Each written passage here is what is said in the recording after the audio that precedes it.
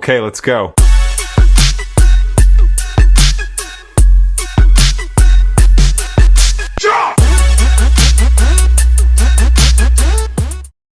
Gets ko yung Clone Pig.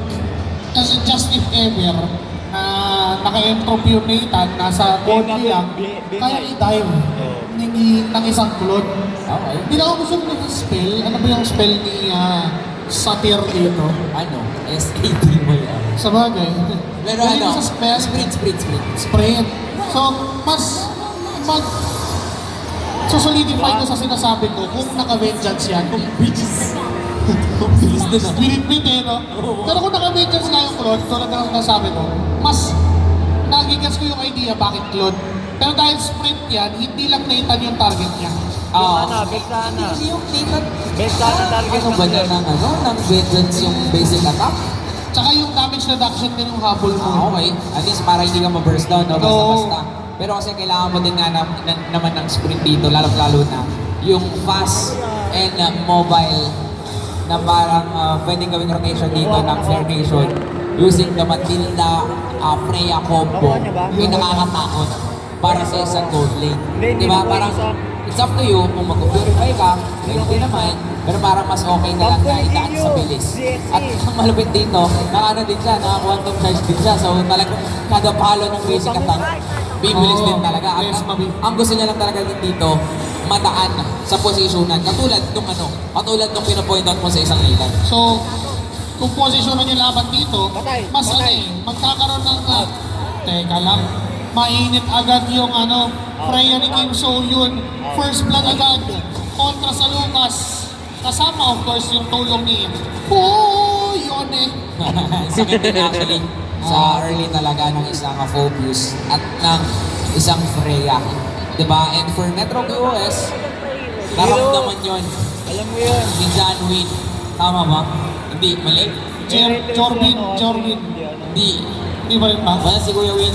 Si Kuya Win. Si Kuya Win dun sa baba. Hindi Kuya Will ah. And ngayon for Metro QoS, kaya din nila pumalag sa early game, pero ito din pala yung pwedeng maging problem. Wala din pala Hindi sila papalaga ni Gillian. crowd control. Maliban sa boto ng Ilos, no? May yung Lucas, may mga knockback.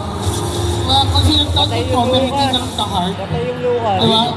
Eh, tingnan mo yung Freya, matapak siya. Oo, kasi yung isa sa pinakakaaway ng Freya, crowd control ng layo nga nung inabot niya doon na gaya ni Queen na dito, RWM na magkita na lang din si Boy. Baboy. Hindi sila lalaban sa transform na. Ayan! Pwede ko na ipagsampal all in para sa kanilang kakalon at mukhang mamamatay lang din si Boy. Pero yung pagsampal ay tuloy-tuloy at si Astros ay mabibigyan din ngayon. Flare Nation, pinagsasampal ni Kim So Yun. Kaya nga Valkyrie yung ultimate yan eh, kasi mapapa-aray ka eh. Katitig na lang yung buhay, unti-unti na lang. If meron lang isang crowd control para pigilan yung hampas niya, kanina ba na maalam yan eh. Kaso because of wala nga crowd control, because of that Matilda, yung heal, yung shield, yung sariling lifestyle na meron ng Freya, wala, apat yung nakuha nila. Just a turtle. Saka yung additional tapang na alam mong may guiding wing yung yung makampi mo, na kapag nagdelikado ka pwede kang isalba. Mas talaga mas natapang talaga yung Freya dito. Now, level 7 siya in compare with the level 6. Onti lang naman, pero ito na naman yung paglipat nila. Ito na naman yung pagsapan. Doon sa likuran, ang target na naman si Astro sa Pierre. Isusunod nila. Pero mamamatay din ngayon. Itong si Nakababalik naman si Luke Skywalker. Ang kaso lang po si Kim So Yun talagang tinutuloy-tuloy. 4-0-4 para sa 8 kills na nakuha ng Flare Nation. 100% kill participation. Perfect attendance. Tingnan mo pati yung gold plating, sinasaglit na lang na magamit ng RWM para makapag-depensa. Nandiyan yung Ryan Beats para kumuha ng kill sana. Pero dahil sa talon at sa guiding wind na may Matilda, si Luke Skywalker pa yung namaalam instead of that Freya na kanina pa nilang binabanatan. Hinabol ng mga Wisp na galing kay Ghost Sprites. And actually for Metro QoS, yung talaga yung parang kulang Wala talagang pampigil dun sa rumaragasang Freya. Dagdagan mo pa yung mga pangsalba nga na ginagawa dito ni Ghost Price na hindi lang pala yung Freya yung pwede niyang tulungan. Of course, Hindi 5v5 magtuloy to, yan. hindi lang naman yung Freya ang kampi niya, pero wait lang itutuloy yata. Ayan Yung na. dapat yung sa Sa gitna Freya, na sa Freya, hindi muna sa pala. Freya. Bibitinin Sa muna Freya. tayo, pero dun sa may bandang gilid, sa may bandang purple, ay nakakuha ng versus 3 si Kim Soo-yoon. At siya pa rin ang mananaig doon. At pinili pa nung dalawang natira na iwag na lang muna.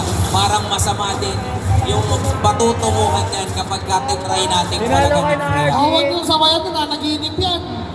Gisingin nyo yan. RG Pero Phoenix. kasi kailangan na rin magising ng Metro QoS. Paano nila lalabanan yan? Yung zone nga na ginagawa, ang layo naman ng hatid na yun, sundo na yun. Yung tinatayuan na lang ni Huyun eh. Kasi alam niya rin may Matilda. Parang sabi ni Ghost Price dito, sige lang, mag-akas lang kayo dyan, basta buhay ako, buhay kayo. Ako nang bahala sa inyo. Oo. Di ba? Tapos yung mga ganyan na pwede sanang manalo yung Metro QS sa team fight kung yung timing and position of the real world manipulation o yung ulti ng Eve ay maganda. Ang kaso lang, dahil nagkatid sa kanyang win, madali lang nakakatakas dito yung Flare Nation. Now, lumalaban sila dito pero tinatayuan lang talaga.